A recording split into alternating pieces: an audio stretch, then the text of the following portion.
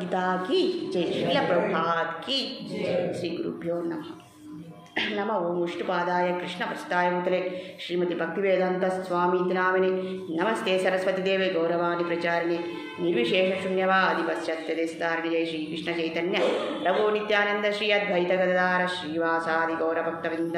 हरे कृष्णा कृष्ण कृष्ण हरे हरे, हरे राम राम राम हरे हरे।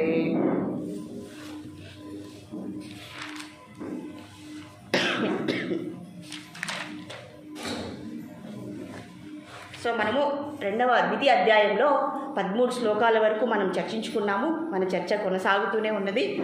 మనం మెల్లగా అర్థం చేసుకుంటూ మనం ముందుకు సాగిపోతున్నాము. సో ఇంతవరకు మనము అర్జుని యొక్క యుక్తులని, శక్తులని అన్నింటినీ మనం అర్థం చేసుకున్నాం. అర్జునుడు ఎంత పరాక్రమవంతుడో, ఆ పిడుగులు కూడా అర్జున యొక్క పేరు చెప్తేనే అవి కూడా నిలిచిపోతాయి. అంతటి అతి పరాక్రమవంతమైనటువంటి శక్తి కలవాడు అర్జునుడు. మరి ఇప్పుడు అర్జునుడు శోకంలో ఉన్నారు, ఇక్కడ భగవానుడు ఓదారుస్తున్నారు. మరి శ్రీకృష్ణ భగవానుడి యొక్క శక్తి ఏంటి? ఆయన ఎందుకు ఎంతో నెమ్మదిగా, ఎంతో ఓపికగా ఈ గీతా బోధ అనేది చేస్తూ ఉన్నారు. ఆయన ముందర నిలబడిన వారి యొక్క సంగతి ఏంటి? మరి అర్జునుడి యొక్క శక్తి మనం తెలుసుకున్నాం. మరి కృష్ణుడి యొక్క శక్తి ఏంటి? ఆ భగవంతుడి, ఆ సర్వేశ్వరుడి యొక్క శక్తి ఏంటి అనేది మనం అర్థం చేసుకోవాలన్నమాట. ఇప్పుడు ఇంతకుముందు మనం శ్రీరామచంద్రుడి గురించి తెలుసుకున్నాము, అవునా కదా? సో శ్రీరామచంద్రుడి యొక్క చేతిలో ఏముంటుంది? కోదండపాణి అంటారు కదా. మీరు నా మీదకి బాగా విసిరినట్లుంది. కోదండపాణి. దండపాణి అంటే ఎవరు తెలుసా? దండపాణి అంటే యమధర్మరాజుని దండపాణి అంటారు. ఆ యమధర్మరాజు నుంచి, ఆ దండం నుంచి తప్పించుకోవాలంటే ఎవరిని ఆశ్రయించాలి? కోదండపాణిని మనం ఆశ్రయించాలి, అవునా కదా? దండపాణి కంటే కూడా గొప్పవాడెవరు? దండపాణి. అప్పుడు అంటే దాని అర్థం ఏమి? మనం యముడి యొక్క చేతిలో చిక్కుకొని ఆ శిక్షల్ని మనము వేసుకోవాల్సిన అవసరం లేదు అని ఇక్కడ చెప్తున్నారు. కాబట్టి ఆ రామచంద్రుడి యొక్క భగవాన్ని మనం ఆశ్రయిస్తే ఆయన కోదండపాణి అస్త్రశస్త్రాలు ధరించాడు. కాబట్టి మనలో ఉన్నటువంటి అజ్ఞానాన్ని తొలగించేటటువంటి అద్భుతమైనటువంటి శక్తి ఆ రామచంద్రుడి యొక్క భగవాన్ యొక్క ఆయన చరణ ఆశ్రితంలోనే ఉంది. కాబట్టి ఆయన్ని మనం పట్టుకోవాలి. అప్పుడు ఈ దండపాన్ని మనము ఎదిరించవచ్చు. సో ఇప్పుడు ఇక్కడ కృష్ణుడి యొక్క శక్తి ఏంటి? మనకు తెలుసు కదా, ఈయన సర్వేశ్వరుడు, లోకేశ్వరుడు. అన్ని బ్రహ్మాండాలు అన్నీ కూడా ఈయన చేతిలోనే ఉన్నాయి. మనం ఏమనుకున్నాం, ఇక్కడ అర్జునుడు ఏమంటున్నారు? నాది అనేటువంటి చిన్న నా దేహము అంటే ఇక్కడ మనము అర్జున్ని ఎక్కువగా మనం ఇంటెన్సిటీ ఎక్కువ చెప్పలేమన్నమాట. ఆయనకి ఎక్కువ అహంకారం అనేది మనం చెప్పకూడదు. కానీ నాది, నా శరీరము, నా వారు అనేటువంటి చిన్న మిథ్యాభావం. నాకు నోరు రావట్లేదండి, ఎందుకంటే అర్జునుడి గురించి మనము చెప్పకూడదు. కానీ ఇక్కడ యాక్ట్ చేస్తున్నారు కాబట్టి అహంభావాన్ని ఇప్పుడు భగవంతుడు చెప్తున్నారు.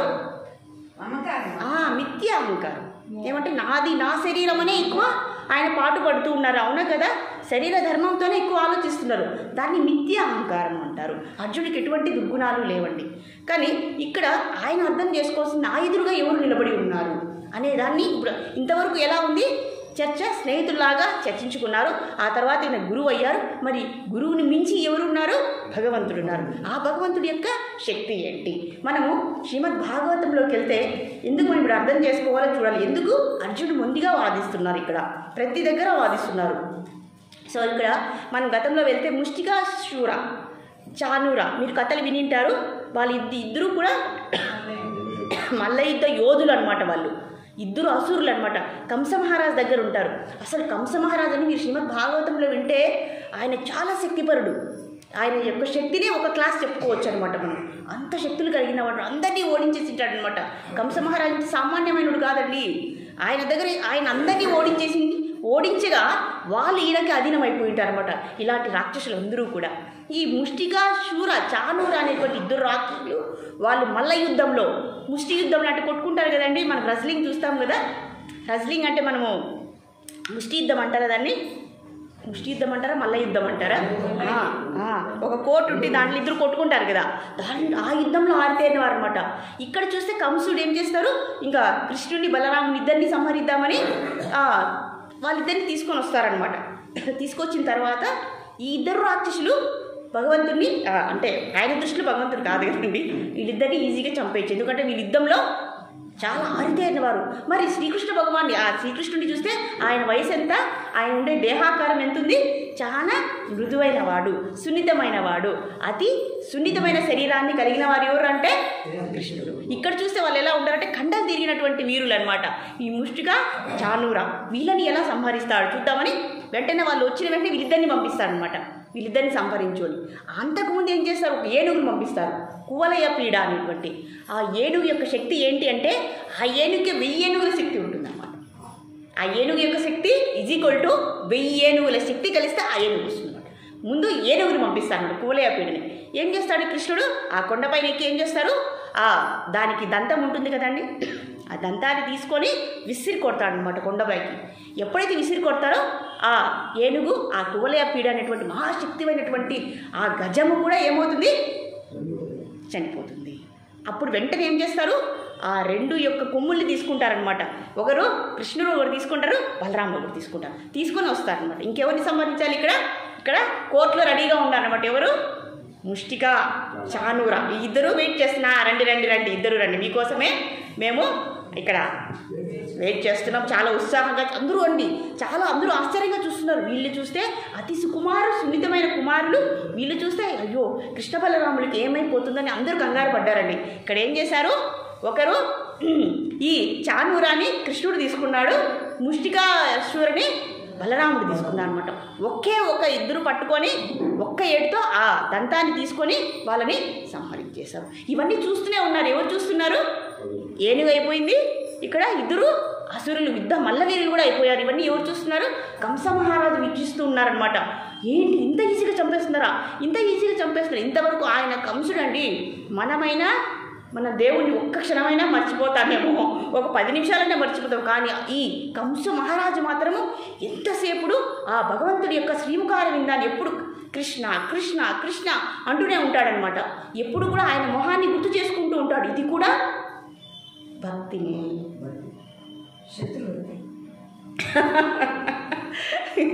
కరెక్ట్ వర్డ్ వచ్చేసింది, అవునా కదండి. శత్రుభక్తి అంటే శత్రుభక్తిలో ఏముంది, భక్తి ఉంది. అంటే మనమైనా మర్చిపోతామేమో, కానీ భగవంతుని కంసమహారాజు మాత్రము తిన్నా ఆయనే, పడుకున్నా ఆయనే, నిద్ర లేచిన ఆయనే, ఆహారంలో కూడా ఆయనే కనపడుతూ ఉంటారనమాట. ఎప్పుడైతే శ్రీకృష్ణ భగవానుడు వచ్చేస్తుంటారో ఆయన తీసుకొని కోర్టులోకి విసిరి వేస్తాడనమాట. డిస్కషన్ అయిపోయి అలా చెప్తున్నాను.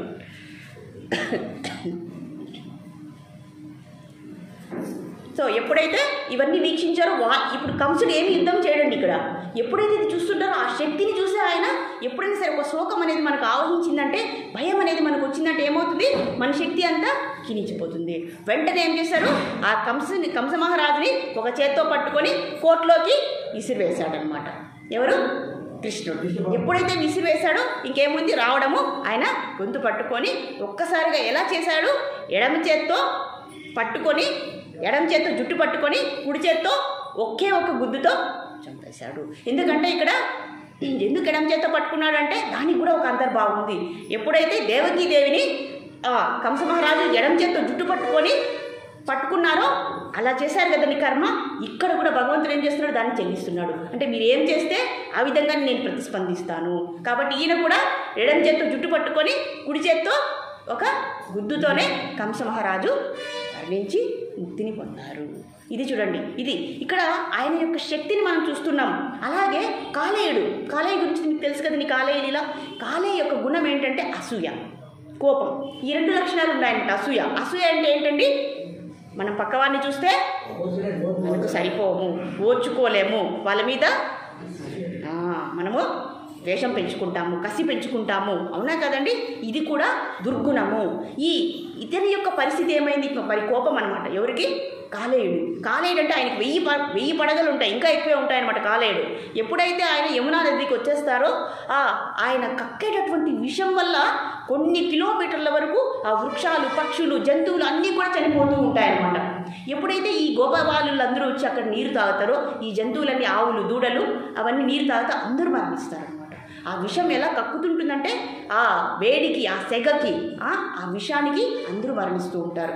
కృష్ణుడు యథావిధిగా ఆ కదంబ వృక్షం ఒక్కటి మాత్రం మిగిలి ఉంటుందండి అక్కడ యమునా నది ఒడ్డున. అక్కడ బాల్ ఆడుకుంటూ ఆ చెట్టు మీద ఎక్కి ఏం చేశారు, ఆ నదిలోకి దూకేశారనమాట. బాల్ ఆడుకునేటువంటి ఉద్దేశంతో. భగవంతుడు ఎప్పుడు అంటే ఒక పని చేస్తూ ఉంటారు, కానీ లోపల లీల చేస్తూ ఉంటారు. బయట చూసే వాళ్ళకి ఎలా అనిపిస్తుంది, ఏదో ఆడుకుంటూ ఉన్నాడు ఒక చిన్న అబ్బాయి అనుకుంటాం, కానీ లోపల ఏం చేస్తున్నారు ఆయన, ధర్మ సంస్థాపనార్థాయ అనేది జరుగుతూ ఉంటుందన్నమాట. సో ఏం చేస్తారు, ఎప్పుడైతే ఆయన దూకాడో ఈ పాము బయటకు వచ్చేస్తుంది. 1000 పడగల పాము బయటకు వచ్చి, సామాన్యమైన పాము కదండి. దాని విషయం ఎంత ప్రభావం అంటే ఆ వాసనకే కొన్ని కిలోమీటర్లు ఉండేవాళ్ళు మరణిస్తారు. సో అలాంటిది ఎప్పుడైతే కృష్ణుడు దూకాడో నదిలోకి, ఈ కాలేయుడు ఏం చేశాడు, నా నదిలోకి నువ్వు వస్తావా, ఎంత ధైర్యం నీకు, నిన్నేం చేస్తానో చూడు నేనని మొత్తం కృష్ణుడిని చుట్టేస్తుంది అనమాట. ఒక చిన్న పిల్లవాడే కదండి కృష్ణుడు, అలా చుట్టేసి అన్ని పడగలతో చుట్టేసి ఆయనకి ఊపిరి రానికుండా చేస్తుందనమాట. కృష్ణుడు ఏం చేస్తాడు చూద్దాం దీని యొక్క శక్తి ఎంత ఉందో అని ఆయన యాక్షన్ చేస్తారనమాట. ఆయన ఎవరు చుట్టగలరండి, ఎవరు చుట్టలేరు. యాక్షన్ చేసి అందరికీ చూపిస్తూ ఉంటుంది, చూడండి నా శక్తి, నా పరాక్రమం, నా దీంట్లోకి నువ్వు వస్తావా, ఏమనుకుంటున్నావు నువ్వు, వచ్చింది కాలేయుడు ఎక్కడికి, యమునా నదికి. మరి ఇక్కడ ఏం చేస్తున్నారు, ఆయన దౌర్జన్యం చేస్తున్నారు, అందరినీ సంహరిస్తున్నారు. కాబట్టి ఈ దురాక్రమణని తప్పించడానికే భగవంతుడు అందులోకి దూకారు. దూకి ఏం చేశారు, అలాగే పట్టుకున్న వెంటనే ఏం చేశారు, ఆయన పైకి ఎగిరి ఏం చేశారు, ఆయన 1000 పడగల మీద ఆయన నిలబడ్డారు. ఒక చేత్తో ఏం చేశారు, ఫ్లూట్ వాయిస్తున్నారు, ఇంకొక ఎడమ చేత్తో ఏం చేశారు, తోకను పట్టుకున్నారు అనమాట. ఇంకా అందరికీ కంగారు వచ్చేసింది, ఇంకా కృష్ణుడు మరణించేశాడు, కృష్ణుడు దేహాన్ని వదిలేశారు, ఇంకా ఆయన బతికే ఛాన్సే లేదని అందరూ భయపడుతున్నారు అనమాట. ఈయనేం చేశాడు, అయ్యో అందరూ భయపడుతున్నారా, ఓ పని చేద్దాం, నేను వీళ్ళ ముందర నాకేమీ ఆపద లేదు అన్నట్లుగా నేను నృత్యం చేద్దాం. ఆ నృత్యం అంటే నటరాజు యొక్క నృత్యం కంటే ఇంకా అతీతమైన, అంత అందంగా నృత్యం చేస్తున్నాడు. ఎలా నృత్యం చేస్తామండి మనము, స్టేజ్ పైన కాళ్ళు చేతులు అన్నీ బాగుంటే నృత్యం చేస్తాం, కానీ ఈయనేం చేశాడు, ఒక చేత్తో ఫ్లూట్ వాయిస్తున్నారు, ఇంకొక చేత్తో పాము యొక్క తోకను పట్టుకొని ఆయన ఎలా డ్యాన్స్ చేస్తున్నారంటే కింద కాళ్ళతో ఆయన పాదాలతో డ్యాన్స్ చేసే నృత్యం చేసి అలా చేస్తామండి. ఒకవైపు కింద తొక్కుతున్నారనమాట. ఎప్పుడైతే తొక్కుతుంటే ఆ హుడ్స్, ఆ విషం అనేది ఒక్కొక్క తలని ఎప్పుడైతే ముద్ర పడుతుందో ఆ విషం అంతా కక్కేస్తుంది అనమాట. ఇంకా ఆ శక్తి లేక ఎంత భూభారాన్ని మొత్తము ఆయన పాదాల కిందే వచ్చేసిందనమాట. ఎప్పుడైతే అంత శక్తిని ప్రయోగించారో ఆ కాలేయుడి మీద, ఆ శక్తిని భరించలేక, ఆ భారాన్ని భరించలేక ఇంకా రక్తం కక్కుకుంటూ ఉందన్నమాట ఇక్కడ కాలేయుడు. చూడండి ఎంత శక్తి, కానీ మనకు ఎలా కనపడిస్తుంది, ఎంత బాగా నృత్యం చేస్తున్నారు ఈయన, ఎంత అందంగా వయ్యారాలు వణుకుతూ ఎంత బాగా ఇచ్చేస్తున్నారు, కానీ లోపల ఏమీ జరగట్లేదు అనే విధంగా ఆయన అందరినీ ఆనందింపజేయడానికి అలా చేస్తున్నారు, కానీ కింద తొక్కి పడేస్తున్నాడు అనమాట. అది చూడడానికి చాలా సున్నితంగా ఉంటుందన్నమాట. చూడండి భగవంతుడి యొక్క మొత్తం భూమాగాన్ని ఆ తలల మీద పెడితే ఎవరు భరిస్తారండి, ఆ భూభారాన్ని ఎవరు భరించలేరు. కాబట్టి కక్కేసి ఏం చేస్తుంది, తనలో ఉండేటటువంటి అసూయ, ద్వేషం, ఆ దుర్గుణాల్ని బయటకు పెట్టేస్తున్నారు. భగవంతుడికి తెలుసు కదండి ఎలా చేయాలి, ఇప్పుడు అస్త్రశస్త్రాలు 2 తెలిసినవాడు. కాబట్టి ఈ దుర్గుణాల్ని ఈ విధంగా బయటకు పంపించేస్తున్నాడు. ఎవరి దగ్గర, అసుర ప్రవృత్తి దగ్గర.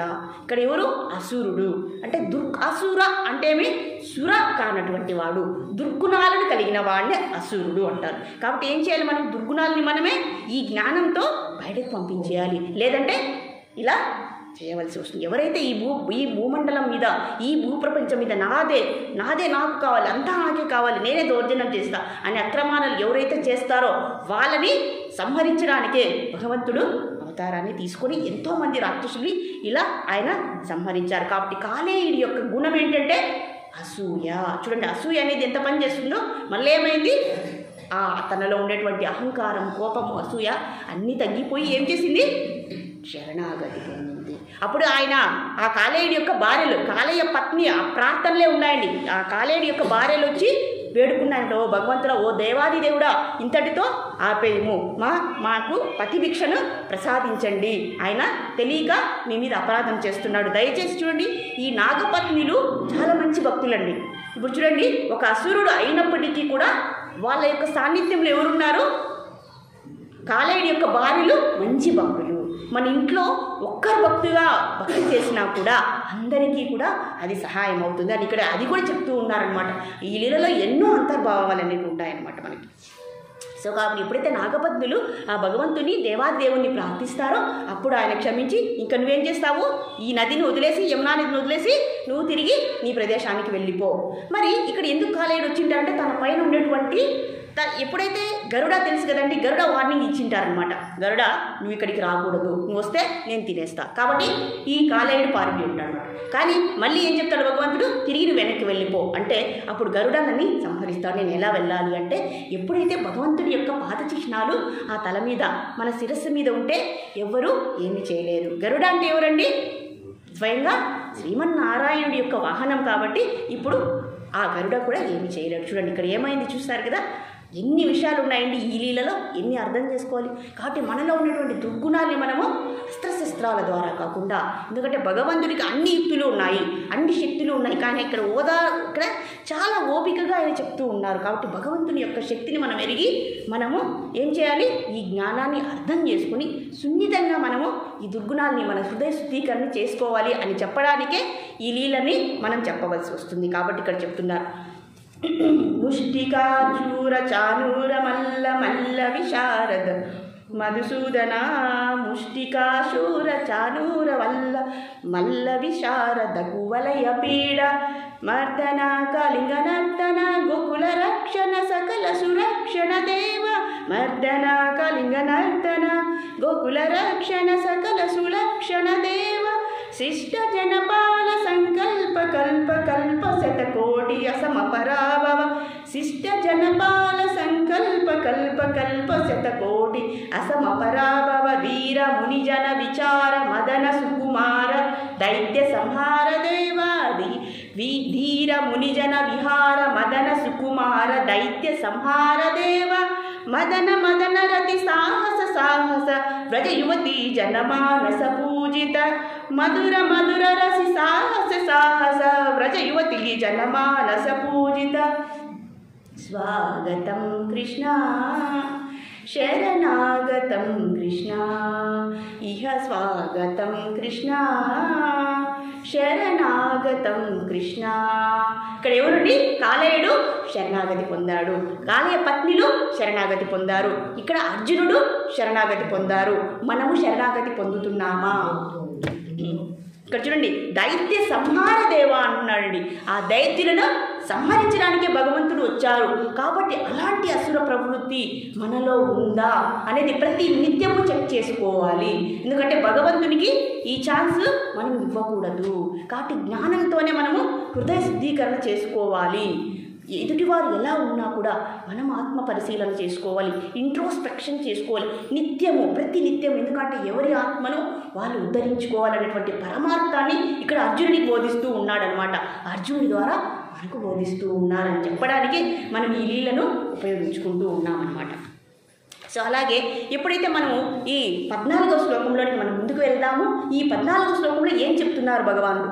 మాత్రా స్పర్శస్తు కౌంతేయ శీతోష్ణ సుఖ దుఃఖదా ఆగమాపాయినో నిత్యాస్తాం స్థితి క్షస్వ భారత అంటున్నారండి 14వ శ్లోకంలో. ఇది చాలా మనందరికీ కూడా చాలా అవసరమైనటువంటి ఈ శ్లోకం అన్నమాట. ఈ సూచనలు ఏం చెప్తున్నారు? మాత్రా స్పర్శస్తు కౌంతేయ. కౌంతేయ అంటే ఎవరినంటారు? అర్జునుడిని. కౌంతేయ కుంతి పుత్రుడు కాబట్టి ఆయన్ని కౌంతేయ. ఎన్ని విధాలుగా అడ్రస్ చేస్తున్నారు చూడండి, పిలుస్తున్నారు కౌంతేయ. శీతోష్ణ సుఖ దుఃఖదా. శీత ఉష్ణ.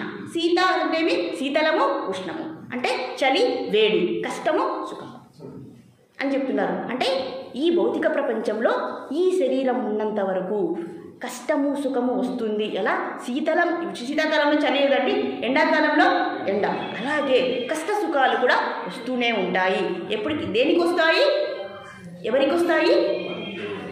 మనలో ఎవరికి వస్తాయి? ఆత్మకు వస్తాయి, శరీరానికి వస్తాయా? శరీరానికి. ప్రభుజీని గెలిచారు, సారే గెలిచారు. మేము ఇంకా ఆత్మపరిశీలన చేసుకుంటున్నాం అనమాట. మేము ఇంకా దేహాత్మ బుద్ధిలోనే ఉన్నాం. నిజంగా అవునా కదండి? నిన్న మాతాజీ చాలా మంచి క్వశ్చన్ అడిగి నేను అర్ధరాత్రిలో కూడా ఆలోచిస్తూ ఉన్నాను. మెలకు వచ్చింది 3:30కి, 3:30 గంటలో మనకు ఎందుకు పక్కవాడి వల్ల మనకు ఎంత ప్రభావం ఉంది అనేది నేను చాలా ఆలోచించానండి. అవునా కదండి? దానివల్లే కదా మనము పక్కదారి పడుతున్నాము. దాన్ని మనం ఎలా అతిక్రమించాలి, దాన్ని ఎలా ఎదుర్కోవాలి. శుద్ధ భక్తులు ఎలా చేస్తారండి? కానీ మాలాంటి వాళ్ళు, కనీసమైనటువంటి జ్ఞానం కలిగిన వాళ్ళు ఈ పరిస్థితులను ఎదుర్కొంటూ ఎలా ముందుకు వెళ్ళాలి, ఎలా జీవితాన్ని తరించుకోవాలి. మన బయట వెళ్ళాల్సిన అవసరం లేదండి, మన ఇంట్లోనే ఉంటుంది. మన ఇంట్లో కూడా కాదండి, మన మనసులోనే ఉంటుంది. అవునా కదండి? అందరికంటే ఎక్కువ శత్రువు ఎవరండి? బయట ఎవ్వరూ లేరండి. అంత శత్రువులు ఎవరున్నారు? మన మనసే మనకు శత్రువు. ఎప్పుడు? జ్ఞానము లేనప్పుడు. ఎప్పుడైతే జ్ఞానం తీసుకుంటామో మన మనసే మనకేమవుతుంది? మిత్రుడైపోతుంది. మనసే తరించడానికి ఇప్పుడు రెండింటికి చెప్తున్నారండి, మనసుకు చెప్తున్నారు, బుద్ధికి కూడా చెప్తున్నారు. అవునా కదండి? మనం ఈ శరీరంలో శాశ్వతమైన వస్తువుని పక్కన పెడుతున్నాము, అశాశ్వతమైన వస్తువుని పక్కన పెడుతున్నాము. దేని ఆధారంగా? ఈ ఇంద్రియాల ఆధారంగా. ఎప్పుడైతే ఈ ఇంద్రియాలు ఈ భౌతిక ప్రపంచంతో కలుస్తాయో అప్పుడు దాన్ని బట్టి మనం అర్థం చేసుకోవాలి ఏది కలుస్తుంది భౌతిక ప్రపంచంతో. ఇంద్రియాలు, మనసు బయటికి వెళ్ళిపోతుంది. కాబట్టి ఈ అనర్థాలన్నీ కూడా, ఈ పరిస్థితులు మనకు సంభవిస్తున్నాయి. అది ప్రత్యక్షంగా మనము క్లారిటీగా అర్థం చేసుకున్నప్పుడు ఈ సాధన ఏదైతే ఉందో సాధన అది ఈజీ అవుతుంది, సులభం అవుతుంది. అప్పుడు మనం సులభంగా ఈ కష్టాలని ఎదుర్కొనవచ్చు. ఎందుకంటే ఎక్కువ కష్టాలు ఎవరి నుంచి వస్తాయండి? మన మనసు తర్వాత ఈ ప్రకృతి నుంచి, ఈ ప్రకృతిలో ఉండే జీవాల నుంచి. అవునా కదండి? ఎన్నో కెలామిటీస్ వస్తాయి చూడండి. ఇది ఒక్కటే కాదు, ఇప్పుడు సునామీలు వస్తాయి, భూకంపాలు వస్తాయి, వరదలు వస్తాయి, ఎక్కువ ఎండ వస్తుంది, నీరు ఉండదు. ఇలా ఎన్ని పరిస్థితులు ఉన్నాయి? భౌతిక పరిస్థితుల వల్ల వచ్చేటటువంటి కష్టాలు చాలా ఉంటాయి. మన మనసుతో వచ్చే కష్టాలు చాలా ఉంటాయి, ఈ శరీరంతో వచ్చే కష్టాలు చాలా ఉంటాయి. ఎన్ని కష్టాలు ఉన్నాయి చూడండి. మరి ఎందుకు ఇన్ని కష్టాలు ఉన్నాయి? దానికి కారణం ఏంటి? ఎందుకు ఎన్ని కష్టాలు? ఎందుకు ఇన్ని కారణాల వల్ల కష్టాలు వస్తున్నాయండి. మన కష్టాలు ఎన్ని రకాలుగా వస్తున్నాయంటే నిజం, ఇది నేను ఒప్పుకుంటాను. మనకు కష్టాల కంటే సుఖాల కంటే కష్టాలు ఎక్కువ వస్తున్నాయి అని ఎంతమంది చెప్తారు? ఇప్పుడు మన కష్టాలు ఎక్కువ ఉన్నాయి, సుఖాలు ఎక్కువ ఉన్నాయండి. ఎందుకు వస్తున్నాయి మరి కష్టాలు? Prevention is better than cure. అవునా కదండి? అంటే దాని అర్థం ఏమి? ఇప్పుడు ఏదైనా జబ్బు చేసిందనుకోండి, ఆ జబ్బు ఎందుకు వచ్చిందో దానికి మనము వైద్యం తీసుకుంటాం. కానీ ఆ జబ్బు ఎందువల్ల వచ్చింది అనేది మనము ఆలోచించుకోవాలి. ఈ శరీరం అనేది ఎందుకు ఆవిర్భవించింది? శరీర రోగము, ఇదే భవరోగము. శరీరం తీసుకున్నామంటే, జన్మ తీసుకున్నామంటే అది భవరోగము. ఆ రోగం ఎందుకు వచ్చింది అనేది ఆలోచించాలి. ఎవరు? వివేకవంతుడు, తెలివైన వాడు, జ్ఞాని ఎప్పుడు ఈ విధంగానే ఆలోచించాలి. కానీ అజ్ఞాని ఏం ఆలోచిస్తాడు తెలుసా? ఈ కష్టాలు ఆమె వల్ల వచ్చింది, ఈ కష్టాలు ఆయన వల్ల వచ్చాయి, ఈ కష్టాలు ఇంకొకరి వల్ల వచ్చాయి, నా వల్ల కాదు. అవునా కదండి? ఇది అజ్ఞానం. మనకు కష్టం అనేది ఉంది, సుఖం అనేది ఉంది, మనం తీసుకునే విధానాన్ని బట్టి ఉంది. ఈ భూమి మీదే కష్టము ఉంది, ఈ భూమి మీదే సుఖం ఉంది. కానీ ఇక్కడ ఉండేటువంటి సుఖము దుఃఖ మిశ్రిత సుఖము, దుఃఖ మిశ్రిత సుఖము. అవునా కదండి? నాకు ఇప్పుడు ఉద్యోగం వచ్చింది, 3 లక్షల జీతము. నేనేం చేయాలండి? రేపు నుంచి ఉద్యోగానికి పోవాలి. అది ఈజీనా? తెల్లవారి 8 నుంచి సాయంత్రము 5 వరకు కష్టపడాలి. ఆ 8కి బయలుదేరడానికి నేను అన్నీ రెడీ చేసుకోవాలి కదండి. మరి ఇందులో సుఖం ఉందా? కానీ 3 లక్షలు జీతం వస్తుంది ఎప్పుడు? నెల తర్వాత. కానీ అంతవరకు నేను కష్టపడాలి కదండి. మరి సుఖమా దుఃఖమా? ఏది ఎక్కువ ఉంది? 3 లక్షలు ఊరికి ఇస్తారండి.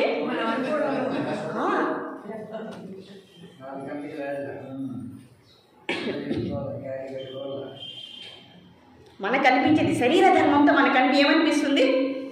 మాకు మంచి బంగారు స్టూడెంట్ అనిపించండి ఇక్కడ. కాబట్టి శరీర భావంతో ఉన్నప్పుడు మనకేమనిపిస్తుంది? ఇక్కడ దుఃఖమే ఎక్కువ ఉంది అనిపిస్తుంది సుఖం కంటే. అందుకే ఈ సుఖాన్ని ఏమన్నారంటే దుఃఖ మిశ్రిత సుఖం అన్నారు. అంటే దుఃఖమే ఎక్కువ ఉంది. ఇప్పుడు చూడండి, నేను సుఖానికి వెళ్ళాను, సుఖం తర్వాత వెంటనే ఏమొస్తుంది? దుఃఖం. అవునా కదా? అంత జ్ఞానం కలిగిన వాళ్ళకైతే ఇక్కడ సుఖము దుఃఖంతో ఎటువంటి పని లేదు. ఎవరు? ఆత్మభావనతో ఉన్నవారు. ఆత్మ దృష్టి మనకుందా? లేదు. ఎందుకు కష్టాలు వస్తున్నాయి, ఎలా దాన్ని ఎదిరించాలి అనే దానికి ఇప్పుడు మనం చర్చించుకుంటున్నాం. ఆ స్టేజ్లోనే ఉన్నాం మేము. ఇంకా మీ స్టేజ్లోకి రాలేదు ఇంకా అందరూ కూడా. అవునా కదండి? మనమంతా ఒకటే కదా. అవునా కదా? సార్ కూడా కాదు, సార్ కూడా సంతోషంగా ఉంటారు.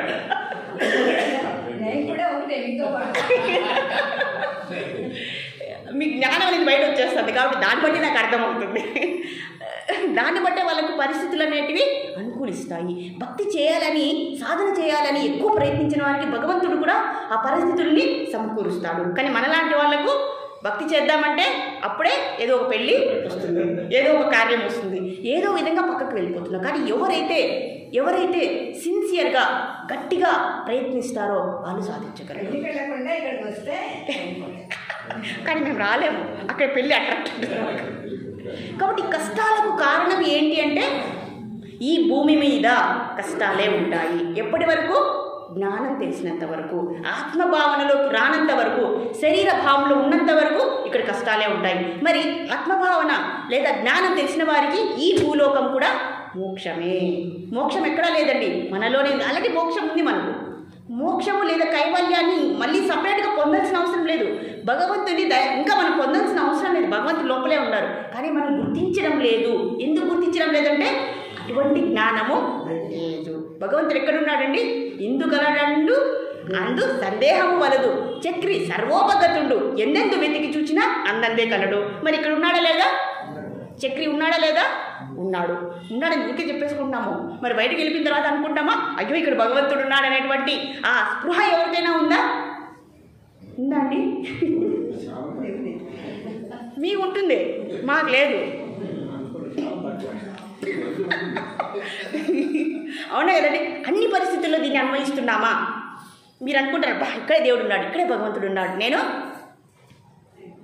ఏ పూజ చేయవలసిన అవసరం లేదు, ఏ నోము, ఏ వ్రతము, ఏ యజ్ఞము చేయవలసిన అవసరం లేదు. ఎందుకంటే ఆల్రెడీ భగవంతుడు కొత్తగా పొందేదేముందండి?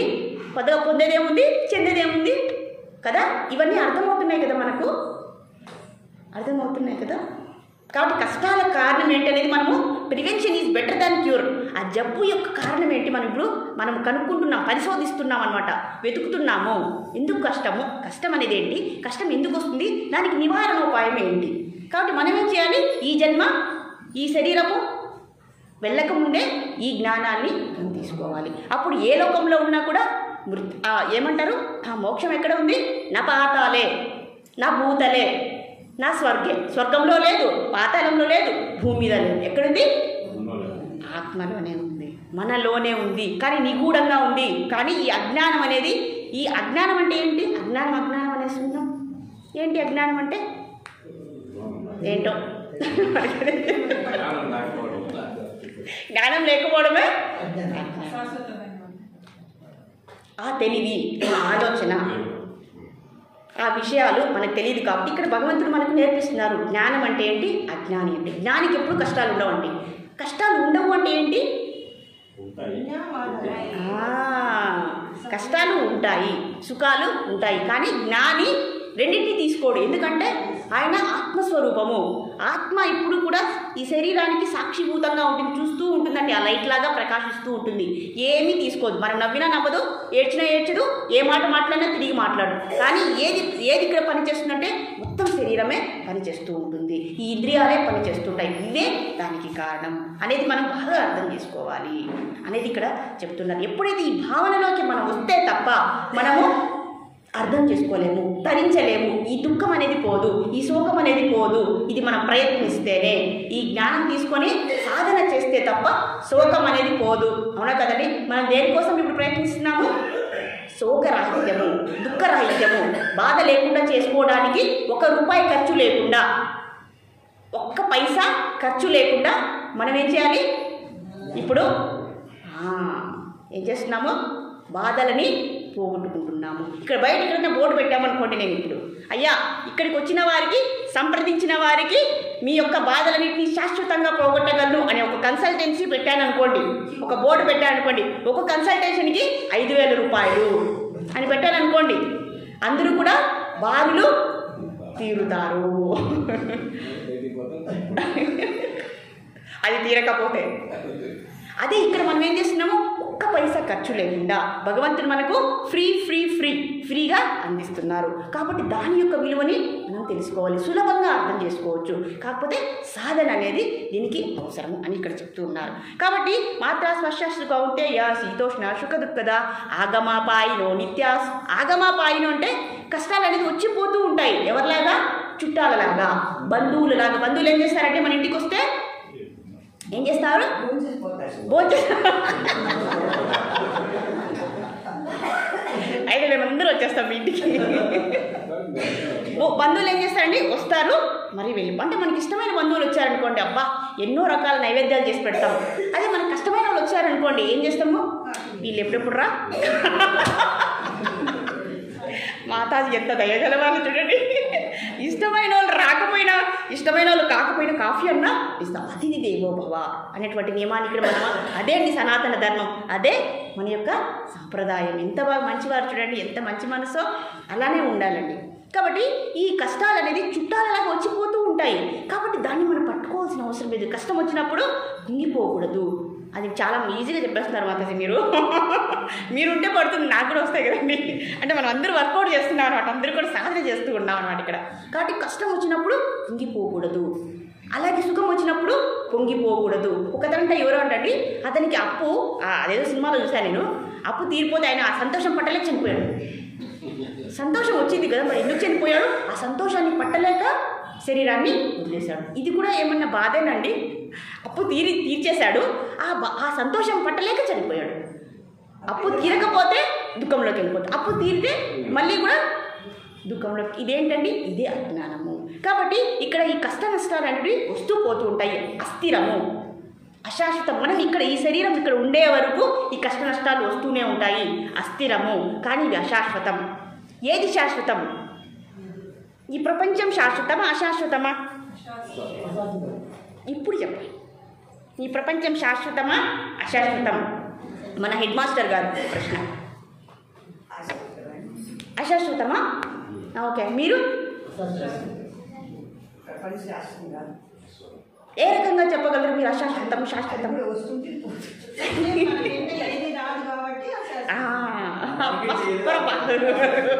యాదే వచ్చేస్తుంది మనకి ఇప్పుడు. అంతే కదండి, మనది కానప్పుడు మనం వెళ్ళిపోయేటప్పుడు మనకు ఉంటుందండి అది లేదు. కానీ ఇప్పుడు ఈ ప్రపంచం ఈయనే ఉంటుంది. ఎనివే ప్రళయం వచ్చినప్పుడు వెళ్ళిపోతుంది అనుకోండి, కానీ ఇది అశాశ్వతము. మనం వెళ్ళిపోతాం. ప్రపంచం కన్నా ముందు ప్రళయంకి మధ్యలో అందరూ వెళ్ళిపోతారు. అవునా కదండి? వార్షిక 2 ప్రళయాలు ఉంటాయండి. కంప్లీట్గా ప్రళయం వస్తుంది, పార్షియల్గా అంటే ఏమంటారు, మళ్ళీ దాంట్లో తెలుగులో చెప్పమంటారు, మొత్తము పాక్షిక ప్రళయం అంటే కొంచెం సగభాగం వెళ్ళిపోతుంది. మళ్ళీ సంపూర్ణంగా ప్రళయం వచ్చేస్తుందండి, అప్పుడు అందరూ వెళ్ళిపోతారు. కొంత శుద్ధ భక్తులు మాత్రం ఉంటారు. ఎవరు ఉదాహరణ? మాతాజీ స్వప్న, మార్కండేయ మహర్షి. ఇంకా 7 కల్పాలు ఎవరు ఉండేది? మార్కండేయ మహర్షి. సో ఆయన 7 కల్పాలు బతికే ఉంటారనమాట. సో కాబట్టి ఇక్కడ ఎవరైతే ఈ జగత్తు మిథ్య అనేటువంటి జ్ఞానాన్ని కలిగి ఉంటారో వాళ్ళు సమదృష్టితో ఉంటారు. ఎప్పుడు ఈ కష్టాలు వచ్చినప్పుడు ఒకే రకంగా ఉంటారు, సుఖాలు వచ్చినప్పుడు ఒకేలాగా ఉంటారు. అంటే దాని అర్థం ఏమి? వాళ్ళు ఆత్మభావనలో ఉన్నారు, శరీర భావంలో లేరు అని అర్థం. కాబట్టి మనం ఏ భావనలోకి వస్తే మన కష్టం సుఖం అనేది తెలియదు. అవునా కదండి? అవునా, అర్థమవుతుంది కదా? కాబట్టి మనం ఏ జ్ఞానాన్ని కలిగి ఉండాలి? ఆత్మభావనలో ఉండాలి. అప్పుడు సుఖం వచ్చినా దుఃఖం వచ్చినా మనకు సుఖ దుఃఖద అని భగవంతుడు ఇక్కడ ఉపయోగించారు. సుఖ దుఃఖద 2 ఉంటాయి. కాబట్టి మనం భరించుకోవాలి. ఇప్పుడు తితిక్షస్వ భారత అంటే ఏమి? సహనాన్ని పెట్టుకొని ఉండాలి. దీనికి ఏమవసరమో ఓపికగా ఉండాలి. ఆ కష్టం వచ్చినట్లు వచ్చి తిరిగి వెళ్ళిపోతుంది, సుఖం కూడా వచ్చినట్లే వచ్చి తిరిగి వెళ్ళిపోతుంది. కానీ ఇక్కడ సుఖం గురించి కూడా ఉన్నారు, దుఃఖ మిశ్రిత సుఖము. అయ్యా మీరు ఈ సుఖం అనుకోవద్దండి, ఆ సుఖం ఎందుకంటే మీరు పరిగెత్తొద్దండి, ఎందుకంటే మీరు సుఖం వెంట వెళ్ళారనుకోండి ఎక్కువ దుఃఖము ఎదురొచ్చేస్తుంది. కాబట్టి సుఖం వచ్చినప్పుడు మనం ఏం చేయాలి? మనము తటస్థంగా ఉండాలి, పొంగిపోకూడదు, కుంగిపోకూడదు, ఆసక్తి పెంచుకోకూడదు, వ్యామోహం పెంచుకోకూడదు. అని ఇక్కడ ఎక్కువ ధనం వచ్చేసింది అనుకోండి మన దగ్గర, ఇప్పుడు వచ్చేసింది మన దగ్గర ధనం, మనం ఏం చేయాలి? దాని మీద ఆసక్తి పెట్టుకుంటామా?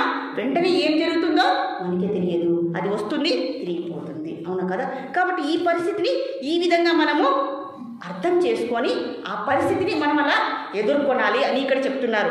దీనికి మంచి ఉదాహరణ చెప్తాండి. మనకు వచ్చేటటువంటి కష్టాలు ఒక కష్టాలే కాదు, ఈ కష్టాలన్నీ కూడా సుఖాలన్నీ కూడా తలుపు వెలుగు సుఖాలు అంటారు. ఇక్కడ ఏమన్నారు? తలుపు వెలుగు అంటే అవి మెరుస్తూ ఉంటాయి, చాలా అందంగా ఉంటాయి. అబ్బా చాలా బాగుందని దాని వెనకంటే వెళ్ళిపోయామనుకోండి, ఇప్పుడు మేనక ఉన్నారు, విశ్వామిత్రుడు ఉన్నారు, మేనక వస్తే ఏం చేశారు విశ్వామిత్రుడు? వెనకంటి ఆమె వెనకంటి వెళ్ళిపోయారు. ఆ తర్వాత ఏమైంది? ఆయన తపస్సు యొక్క శక్తి అంతా వెలిపి, అది తనకు వెలుగు సుఖమే కదండి. ఆ తర్వాత ఏమైంది? అప్పుడు మనకు అర్థం కాదండి, అప్పుడు మనకు అర్థం కాదు. ఆ మాయ అనేది ఎన్నో రకాలుగా మన దగ్గరికి వస్తూ ఉంటుంది. ఆ మాయని ఛేదించాలి, ఆ మాయని వేధించాలి, అదే జ్ఞానము. ఎవరైతే మాయను వేధించలేరో, సుఖాన్నే నాకు ఈ సుఖమే నన్ను ఉద్ధరిస్తుందని ఎవరైతే అనుకుంటారో వాళ్ళది మిథ్య, వాళ్ళు భ్రమలో ఉన్నట్లు, వాళ్ళు అజ్ఞానంలో ఉన్నట్లు వాళ్ళు గతించిపోతారు. వాళ్ళు మరి ఈ సంసార చక్రంలో సంసారం అంటే మన ఇంట్లో ఉండేది కదండి, ఈ జన్మ మృత్యు పరంపర, దీంట్లో మళ్ళీ పడిపోతారని ఇక్కడ చెప్తున్నారు. కాబట్టి ఆగమాపాయనం వ్యత్యాసం. మనం ఏం చేయాలి? సహనంతో ఓర్చుకొని ఉండాలి. కాబట్టి ఎవరైనా సరే మనం ప్రేరేపించారనుకోండి, కొట్లాటకైనా దేనికైనా, ఒక సాధువు అంటండి పాపం జపం చేసుకుంటూ ఉన్నాడంటండి, మనలాంటి వాడు చేస్తూ ఉంటే ఏమైంది? ఒక ఆమె పరిగెత్తుకుంటూ వచ్చిందంటండి ఆమె దగ్గరికి. వస్తే ఆమె ఒకతను మోసం చేసేసి ఆమెని గర్భవతిని చేసేసి పారిపోయాడు అనమాట. ఈమె ఏం చేసింది? ఇంట్లో ఆమెని కొడుతూ వచ్చారనమాట. ఎవరు అతను చెప్పు, ఎవరు అతను చెప్పు, ఎవరు అతను చెప్పు అని ఆమె కొట్టేస్తున్నారు అనమాట. ఈమె ఏం చేసింది? భయంతో బయటికి పరిగెత్తి వెళ్ళిపోయింది. ఎప్పుడైతే బయటికి పరిగెత్తి వెళ్ళిపోయిందో ఈ సాధు పాపము ఆ మంత్రం చేసుకుంటూ ఉన్నాడనమాట. ఎప్పుడైతే వెళ్ళాడు ఈమె ఆయన వెనకాల దాక్కునింది అనమాట. ఇంట్లో వాళ్ళు పరిగెత్తా వచ్చి ఆయన వెనకాల దాక్కునిందంటే ఆయనే ఉంటాడని ఆయన చిత్తకు బాధేశాడు. ఆయన్ని చూడండి, ఆయన కర్మ అలా ఉంది. ఇంకోటి కష్టాలన్నీ కూడా ఎందుకు వస్తాయి? ప్రతిదానికి కారణం ఇది మనం ముందు జన్మలో చేసినటువంటి కర్మలు, దానివల్లే వస్తాయి. తర్వాత మనం ఈయన ఒక విషయం అడిగారు, నిన్న మర్చిపోయాం. మనం ఎందుకు తప్పులు చేస్తున్నామంటే పూర్వజన్మ యొక్క సంస్కారాల వల్ల మనం ఇలా ప్రవర్తిస్తూ ఉంటాము. మంచి దారిలో మనం వెళ్ళాలనుకున్నా కూడా మనం ఏవైతే కర్మలు చేసి ఉంటామో, చెడు కర్మలు, అది మనం మళ్ళీ వెనక్కి లాగేస్తూ ఉంటుంది. అది కూడా కారణము. ఇది మనం ప్రతి కారణం అర్థం చేసుకోవాలి. ఒక్కొక్క విషయాన్ని మనము తీసుకుంటే అన్నింటినీ దగ్గర పెడితే మనకు అర్థమైపోతుంది. కాబట్టి మన కష్టాలు ఎందుకు వస్తున్నాయి? మరి ఇక్కడ ఈయనేం తప్పు చేయలేదండి బాబు. ఈయననేం చేశారు? చితకబాదేశారు. ఆయన ఏం చేశారు? అంతా దెబ్బలు తగిలించి ఆయన వెంటనే తిరగబడలేదండి, మళ్ళీ తిరిగి బాగా కూర్చొని జపం చేసుకుంటూ ఉన్నారనమాట. వాళ్ళు కొట్టి వాళ్ళే పొంగిపోయారు. ఆ తర్వాత ఆయన అడిగారంట, అయ్యా మిమ్మల్ని ఇంత చితకబా చేశాం కదా, మీరు ఏ విధంగా కూడా ప్రతిస్పందించడం లేదు, ఏంటి కారణము అని అడిగారనమాట. అసలు మీరు ఏం మాట్లాడుతున్నారో నాకు అర్థం కాలేదు, మీరు ఎందుకు వచ్చారో, మీరు ఎందుకు కొట్టారో నాకు తెలియదు, అది తెలుసుకోవాల్సినటువంటి అవసరం కూడా నాకు లేదు. నాకు వృధా టైము, వృధా ప్రయాస. నా భజన్ని నన్ను చేసుకునేవాడు, ఇంకా కొడతారా కొట్టండి, లేదా పోతారా పోటీ, నన్ను డిస్టర్బ్ చేయదండి. వాళ్ళకి ఎంత ఆశ్చర్యం వేసిందంటే అప్పుడు విచారించారు, మీరు ఎవరండి? అప్పుడు అడిగారండి. అదే ముందే అడగచ్చు కదండి. ఆయన యొక్క అది యొక్క సంచిత కర్మ ఆయన్ని ఆ విధంగా. కాబట్టి కష్టాలు వచ్చాయనుకోండి మన వల్ల అవి మనకి మంచే చేస్తాయి. కష్టం వచ్చినా, రోగం వచ్చినా, వ్యాధి రూపేణ వచ్చినా అవన్నీ కూడా మనకు మంచి చేసే పోతాయి. లేదంటే తిరిగి జన్మలెత్తవలసి వస్తుంది. ఇక్కడ వచ్చి ఆయన అడిగితే ఆయన చెప్పారనమాట, అయ్యా నేనేదో ఇక్కడ జపం చేసుకుంటున్నాను, మరి ఆమెకి నీకు ఏమైనా సంబంధం ఉందంటే ఆమె ఎవరో కూడా నాకు తెలియదు, ఆమె మాతృ సమానురాలు నాకు అంటే, అయ్యో ఎంత పొరపాటు అయింది. అప్పుడు ఆమె వచ్చి చెప్పిందంట, అయ్యో ఈయన కాదు ఆ పని చేసింది, ఎవరు ఇంకొక అతను అని చెప్పిందని. ఇప్పుడు చూడండి ఆ యొక్క భక్తుడి యొక్క లక్షణం ఏంటి, ఎలా ప్రతిస్పందించాలి ఆయన. మరి ఎందుకు ప్రతిస్పందించలేదు మనలాగా? ఆయనకు సత్యం తెలుసు కాబట్టి, ఆత్మజ్ఞానం తెలుసు కాబట్టి. మరి దీన్ని సాధన చేయాలంటే ఎంతో కష్టం కదండి. బట్ సాధన వలన సమగూరు ధరలోన సాధన చేస్తే తప్పకుండా మనం ప్రతిస్పందించామనుకోండి, మనం ఎవరైతే కొట్టామో వాళ్ళలో ఉండే పాపము సగం పాపం మనకు తిరిగి మళ్ళీ వస్తుంది అనే విషయాన్ని ఆ సాధువుకు తెలుసు. కానీ మనకు తెలియదు. మనం ఒకటి కొట్టే మనం 2 ఏట్లు కొట్టేస్తాం, ఒక తిట్టు తిడితే 3 తిట్లు తిట్టేస్తాం. నేను కూడా అండి, అందరూ కూడా, అందుకే అందరికీ కూడా ఇది చెప్పుకుంటున్నా. సాధన చేద్దాం, అందరూ కలిసి దీన్ని సాధిద్దాం అనేటువంటి ప్రయత్నమే అండి. కాబట్టి ఇక్కడ వచ్చేటటువంటి కష్టాలు తాత్కాలికము, అస్థిరము, అశాశ్వతము, మనమే అశాశ్వతము, అవునా కదండి. కాబట్టి ఈ శరీరం ఉన్నంత వరకు ఎన్ని రోజులు కష్టాలు ఉంటాయంటే శరీరం ఉన్నంత వరకు. మరి శరీరం ఉన్నా కూడా మనం ఏం చేయాలంటే ఆత్మస్థితిలోకి వచ్చినప్పుడు, ఆత్మ దృష్టిలోకి వచ్చినప్పుడు, ఆత్మ జ్ఞానాన్ని తీసుకున్నప్పుడు ఎవరు కొట్టినా, ఎవరికి మనల్ని బాధ పెట్టినా మనం చరించరాదు అని ఇక్కడ చెప్తూ ఉన్నారన్నమాట. దీనికి ఇంకొక ఉదాహరణగా నేను చెప్తున్నానండి. మీకు ఇస్కాన్ ఫౌండర్, ఇస్కాన్ యొక్క అధినేత మీకు తెలిసే ఉంటుంది, శ్రీల ప్రభుపాదుల వారు. ఈరోజు మేము సాయి సేవా సదన్లో శ్రీల ప్రభుపాద్ గురించి చెప్పమన్నారు నాగార్జున శెట్టి సార్ గారు. ఈరోజు మనము ఆ ప్రయత్నం చేశాము, చాలా అందరికీ బాగా నచ్చింది. ఆయన ఎటువంటి 40 రూపాయలతో అమెరికాకు వెళ్ళారు. ఒక నౌకలో, ఆ నౌక ఎలా ఉందంటే చిన్న రూమ్ అనమాట. ఆ చిన్న రూమ్లో ఆయన గురువు ఒక ఆదేశం ఇచ్చారు, నువ్వు పాశ్చాత్య దేశానికి వెళ్ళి నువ్వు ఈ కృష్ణ చైతన్యం ఏవైతే ఉన్నాయో ఈ బోధనలన్నీ కూడా అక్కడ పాశ్చాత్య దేశంలో వారికి చెప్పిరా అని యొక్క గురువు యొక్క ఆదేశం కోసమే ఆయన ప్రాణాలను సైతం తెగించి ఆ షిప్లో ఎన్ని రోజులు 35 రోజులు ప్రయాణించారండి. ఆ 35 రోజుల్లో ఆయన ఎంతో జబ్బు పడ్డాడు. చూడండి, లోకోద్ధరణ కోసం ఆయన బయలుదేరారు. 40 రూపాయలు ఉంది, ఒక సూట్ కేసు ఉంది, ఒక గొడుగు ఉంది, కొన్ని తృణధాన్యాలు ఉన్నాయి. ఆయన బయట తినండి, మనలాగా గోబీలు ఇవన్నీ తినాలన్నమాట ఆయన. అవునా కదా? ఆయన ఎంతసేపు ఆ తృణధాన్యాలని భగవంతునికి అర్పితం చేసి దాన్నే నైవేద్యంగా స్వీకరిస్తారు. కాబట్టి ఆ దావలో ఎన్ని ఇబ్బందులు పడ్డారంటే అనారోగ్య సమస్యలు. సముద్రంలో మనం ప్రయాణించామనుకోండి, బంగాళాఖాతంలో ప్రయాణించారు ఆయనకి సముద్ర వ్యాధి వచ్చేసింది. ఆ తర్వాత ఏమైంది, 2 రోజులు కంటిన్యూగా గుండెపోటు వచ్చింది. ఒకరోజు హార్ట్ స్ట్రోక్ అంటారు కదా, అది వచ్చింది. అది ఎంత నొప్పి ఉంటుంది తెలుసా అండి, ఎంత ఛాతి నొప్పి ఉంటుంది తెలుసా అండి. ఎలా ఓర్చుకున్నాడండి. 2వ రోజు కూడా మళ్ళీ తిరిగి వచ్చిందనమాట. ఇంకా 3వ రోజు అనుకున్నారు, ఈసారి వచ్చిందంటే నేను బతకను. అప్పుడు ప్రార్థించారనమాట, అయ్యో నా ఆశయం ఏమైపోతుంది. మనమైతే ఏమనిపిస్తామండి, ఇది మనం అన్వయించుకోవాలి. ఎందుకంటే శుద్ధ భక్తులు ఆచరించిన యద్యత్ ఆచరితి శ్రేష్ఠ తత్తేవ తరోజన సయత్ ప్రమాణం కురితే లోకస్తత్ అనువర్ధతే. వాళ్ళు ఆ తత్వవేత్తలు శుద్ధ భక్తులు ఆచరించి మనకు చూపిస్తున్నారు. మనం కూడా వాళ్ళ యొక్క దారిలో మనం నడుచుకోవాలి. అప్పుడు కష్టం అనేది విలువ మనకు అర్థమవుతుంది. ఎలా సులభంగా ఈదాలి ఈ భవసాగరాన్ని, ఈ కష్టాన్ని ఎలా ఎదుర్కోవాలో వాళ్ళ మార్గదర్శకత్వాన్ని మనకు చూపిస్తూ ఉన్నారు. 2 గుండెపోట్లు ఎవరిని భరిస్తారండి. చూడండి, ఆ సముద్రంలో వెళ్తే అంట వాంతులు, తల తిరగడం. ఎందుకంటే ఆ షిప్ ఎలా కదిలితే ఈయన కూడా అలా కదులుతూ ఉండాలన్నమాట. ఎంతో అడుక్కొని ప్రాధేయపడి ఒక ఫ్రీ టికెట్ తీసుకొని, అక్కడ ఎవరూ లేరు, బంధువులు లేరు, మిత్రులు లేరు, ఇల్లు లేదు, ఎవరు దిక్కు లేదు. అయినా కూడా ఈయన 70 ఏళ్ల వయసులో ప్రయాణించారండి. ఏ వయసులో ప్రయాణించారో, ఆయన వయసు ఎంత? ఎవరైనా ప్రయాణిస్తారండి దేశం కానీ దేశానికి? ఆయన ప్రయాణించారు. దేనికోసము? గురువు ఇచ్చినటువంటి ఆదేశం ప్రకారము. గురువు ఏమిచ్చారు, నువ్వు వెళ్ళి అక్కడ ఈ బోధనలు చేసిరా, భగవద్గీత భాగవత రామాయణాదుల్ని నువ్వు బోధించిరా. నేను ఇక్కడికి రావడానికి ఎంత కష్టపడుతున్నానండి. అవునా కదా? ఎంత సులభంగా మీరు ఎంత మంచిగా వింటారండి. నేను ఎంత కంఫర్ట్స్ ఉన్నాయి చూడండి. మా మాతాజీ గారికి వేడి నీళ్ళు కూడా నాకు అందించారు. ఎంత కంఫర్ట్గా కూర్చోబెట్టి, ఎంత బాగా. కానీ ఆయనకు అలాంటి పరిస్థితులు లేవు. ఆ 2 గుండెపోట్లు వచ్చాయి, తినలేదు, వాంతులు. అయినా కూడా అప్పుడు కూడా ఆయన ఏం ప్రార్థించారు భగవంతుని తెలుసా? అయ్యా, నువ్వు నన్ను ఇక్కడికి ఎందుకు తీసుకొచ్చావో నాకు తెలియదు, నా గురువు ఇచ్చిన ఆదేశము ఏమవుతుంది అని శ్రీకృష్ణుని ఎంతో బాధతో ప్రార్థించారనమాట. నేను ఇంకా చనిపోయేటువంటి పరిస్థితిలో వచ్చేసాను, కాబట్టి నీవే నా మీద దయచూపు. నువ్వు నన్ను నిలపాలంటే నిలుపు, లేదంటే నీకు నా సేవ అవసరమైతే నన్ను పెట్టు, లేదంటే తీసేసుకో. వెంటనే శ్రీకృష్ణ భగవానుడు కలలోకి వచ్చారనమాట. ఆ మొత్తం షిప్లో కూడా ఆయన కనపడుతూ ఉన్నారనమాట. భగవంతుడే స్వయంగా ఆయన దగ్గరికి వచ్చి ఆయన బుక్లో రాశారండి. మొత్తం మనకు ఆన్లైన్లో దొరుకుతుంది. ఏమని రాశారో తెలుసా? ఏమని చెప్పారు భగవంతుడు? నీకు ఎటువంటి ఆపద రానివ్వకుండా నాది బాధ్యత, నువ్వు చెయ్యి, నీ కర్తవ్యాన్ని నువ్వు పరిపాలించు, నేను చూసుకుంటాను. ఎవరన్నా ఒప్పుకుంటే ఎవరన్నా భరిస్తారండి? ఆయన షిప్ దిగిన తర్వాత ఏ హాస్పిటల్కి వెళ్ళలేదండి. మనమైతే ఎమర్జెన్సీ వాడికి వెళ్ళిపోతాం. అయ్యో 2 సార్లు గుండెపోటు వచ్చింది, 3వ వస్తే నేను వెళ్ళిపోతా, ఆ బోధనలు మళ్ళీ నేను బతుకుంటాను. కానీ ఈయన అలా అనుకోలేదు. షిప్ దిగి అమెరికాలో అడుగు పెట్టి ఏం చేశారు? ఇంకా నేను ఎలా బోధనలు ఎలా స్టార్ట్ చేయాలి, ఎలా ప్రవచనాన్ని, ఎలా మా గురువు ఇచ్చిన ఆదేశాన్ని ఎలా పరిపాలించాలి, ఓ దేవాది దేవుడా నాకు ఆ శక్తిని ఇవ్వు. ఆ 70 ఏళ్ల వయసులో ఆయన చెప్పేటటువంటి పదాలు ఎవరికి అర్థమవుతాయండి? ఎందుకంటే పళ్ళన్నీ వెళ్ళిపోయి ఉంటాయి. అవునా కదా? ఆయన చెప్పేటటువంటి ఇంగ్లీష్ భాష, అమెరికన్ వాళ్ళ యొక్క యాక్సెంట్, వాళ్ళ భాష వేరే, మన భాష వేరే. మరి ఈ తత్వాన్ని ఎలా అర్థం చేయిస్తారు? అందుకే ఆయన ఒక పద్యం రూపంలో రాశారు.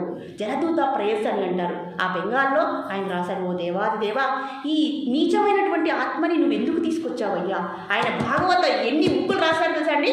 70 గ్రంథాలు రచించారు.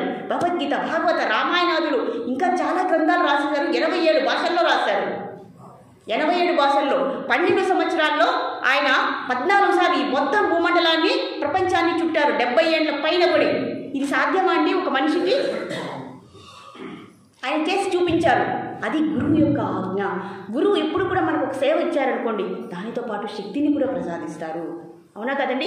మనకు గురువు ఏదైనా సేవ ఇచ్చారనుకోండి, అబ్బా నేను చేయలేనండి, ఇది నా వల్ల కాదు, మా గురువేమో ఇలా నాకు ఆదేశాల మీద ఆదేశాలు ఇస్తారు, నా వల్ల కాదు, నేను గృహస్థుడిని, నేను చేయలేను. కానీ గురువు ఎప్పుడైతే మనకు ఇస్తారో దాంతోపాటు శక్తిని, ఆ ధైర్యాన్ని కూడా మనకు గురువు సమర్పిస్తారు. అది అందుకే గురువు ఆజ్ఞని మనం పరిపాలించాలి. ఈ శాస్త్రం ఇక్కడ భగవంతుడే కదండి గురువు చెప్పినటువంటి వాక్యాల్ని మనము పాలించాలి అని చెప్పడానికి ఉదాహరణ చెప్తున్నారు. ఇది కష్టమా సుఖమా అండి?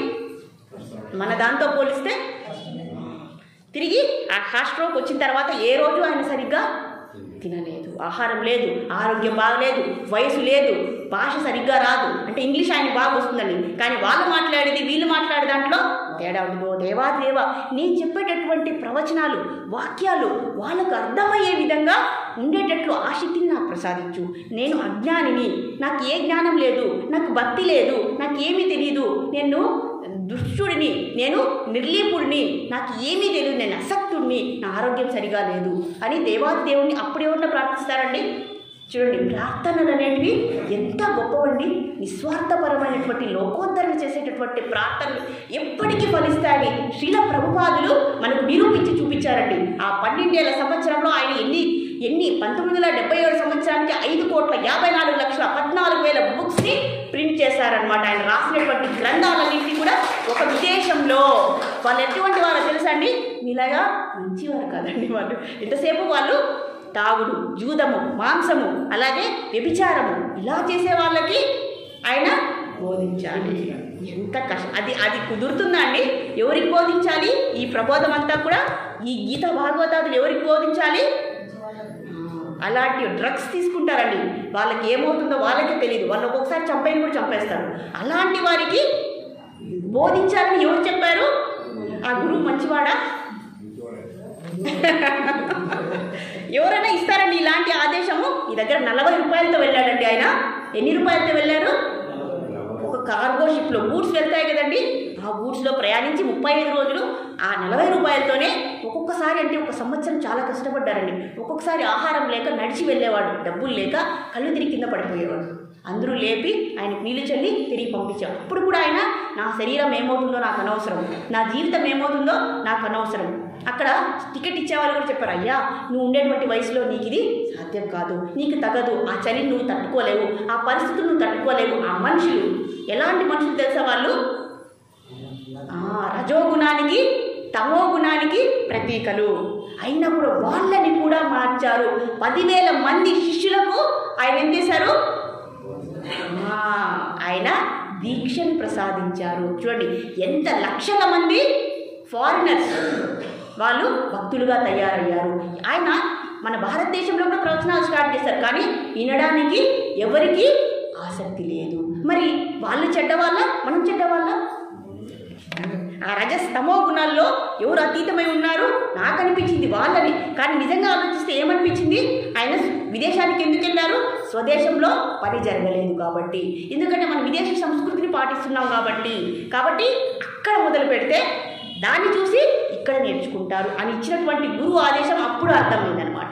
ఆ ఒకే ఒక సంకల్పం అండి. ఆ గురువు చెప్పారు, నేను చెప్పాలి, ఆ బుక్స్ని ప్రింట్ చేయాలి, ఇంకా ఎక్కువ డబ్బులు మిగిలితే గుళ్ళను కట్టించాలి. 108 గుళ్ళను కట్టించారు. ఎన్ని? 108 గుళ్ళు 12 సంవత్సరాల్లో. ఇప్పుడు ఎన్ని గుళ్ళు ఉన్నాయో, ఎన్ని సెంటర్స్ ఉన్నాయో, ఎన్ని బుక్స్ వితరణ అవుతుందో, ఎంతమంది శిష్యులు ఉన్నారో ఆయనకే తెలియదు.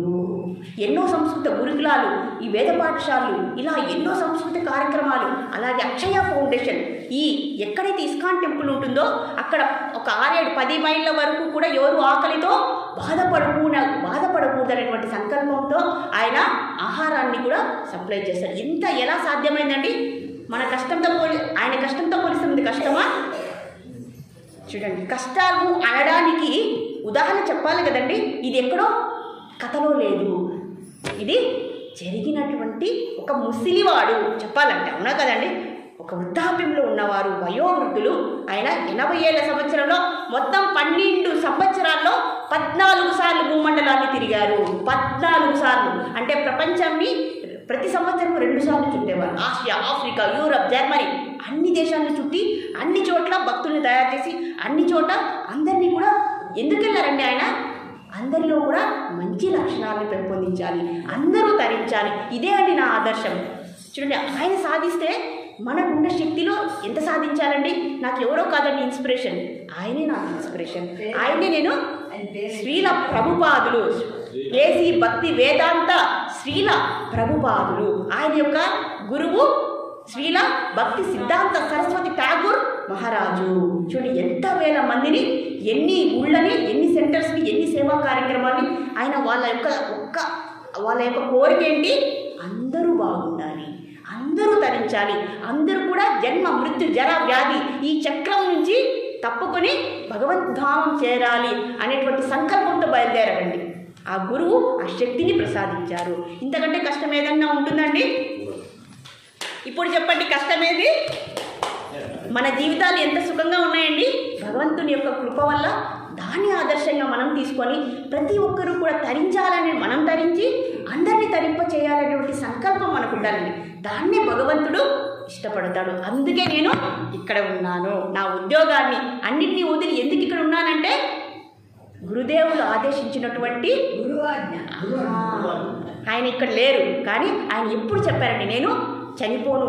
చూడండి ఆయన లాస్ట్ దశలో కూడా 10వ స్కందంలో 13వ అధ్యాయంలో బ్రహ్మ విమోహన లీలలో 64వ శ్లోకానికి భాష్యం చెప్తున్నారండి. ఆయన ఆహారం మానేసి భీష్ముడు ఎలా అయితే అంపశయనం మీద పడుకొని ఉంటాడో అలా పడుకొని ఆహారము నీరు లేక ఒక చరణామృతాన్ని మాత్రం తీసుకునేవారండి రోజుకు. మనం అభిషేకం చేస్తాం కదా, ఆ ఒక్క చరణామృతంతో ఆయన 20 రోజులు బతుకుతారు. ఆ 20 రోజులు ఏం చేశారు తెలుసా అండి? ఒక మైక్రోఫోన్ ఉంటుంది, రికార్డరు ఆయన పెడితే ఆ భాగవతంలో ఉన్నటువంటి శ్లోకాలకు ఆయన అనువాదం చేస్తూ ఉన్నారు. చివరి వరకు 14వ శ్లోకానికి ఆయన భాష్యం చెబుతూ అందరూ ఎలా ఉద్ధరించాలి, అందరూ సత్వగుణంలో ఎలా ఉండాలి ఆయన ఎంతో తాపత్రయపడేవారండి. చివరి క్షణాల్లో కూడా మన యూట్యూబ్లో కూడా లభిస్తుంది, మీరు చూస్తే ఆ చివరి క్షణం వరకు కూడా ఆయన అలా తాపత్రయపడ్డాడు. ఎవరి కోసము? అందరి కోసము. ఇది కదండి సమస్త లోక. మనం ఏం చేస్తున్నామండి ఇప్పుడు? మన కష్టమైంది, ఎంతో సుఖంలో ఉన్నామండి, ఎంతో సుఖంగా, ఎంతో సొఫిస్టికేటెడ్గా మనము భక్తి చేసుకోవడానికి మనకి అవకాశాన్ని ఆ భగవంతుడు ఇచ్చాడంటే అండి, మనకు భగవంతుడు మన ఇప్పుడు చూడండి, మీ అందరికీ మంచి వార్త చెప్తున్నా నేను ఇప్పుడు. నేను చెప్పుకోండి, భగవంతుడు చెప్తున్నాడండి. నేను అనే భావన మనం వదిలేసేయాలి. ఏం చెప్తున్నారు సార్? మనము ఎన్నో జన్మల తపస్సు చేస్తే మనము ఇక్కడ ఉన్నాము. ఆ భగవంతుడు, ఆ గురువు, ఆ శాస్త్రము మన జీవితంలోనికి వచ్చాయంటే ఎన్నో జన్మలు మనకు తెలియకుండా మనము తపస్సులు చేసింటేనే మనము ఇక్కడ ఉన్నామని ఎవరు చెప్తున్నారు తెలుసా? నాగపత్నులు చెప్తున్నారు. ఇంతకుముందు మన కాలేజీలో చెప్పుకున్నాం కదండి, నిన్ననే చదివాను అనమాట వాక్యం. అబ్బా, నాగపత్నులు చెప్తున్నారా? నాగపత్నుల ప్రేయర్స్, ప్రార్థనలే ఉన్నాయండి. ఒక క్లాస్ అంతా చెప్పుకోవచ్చు. వాళ్ళు భగవంతుని, ఆ దేవాది దేవుని ఎలా ప్రార్థించారు. కాబట్టి మనము ఎన్నో సంవత్సరాలు, ఎన్నో జన్మలు తపస్సు యొక్క ఫలితమే మనం ఇలా సత్సంగాలు, భగవంతుని గురించి శ్రవణం చేస్తున్నాము, హాయిగా తరిస్తున్నాము. హరే కృష్ణ కృష్ణ కృష్ణ హరే హరే, హరే రామ రామ రామ హరే హరే. శ్రీల ప్రభుపాదికి జై. శ్రీమద్ భగవద్గీత की और वैष्णवास की जय. हरे कृष्णा. हरे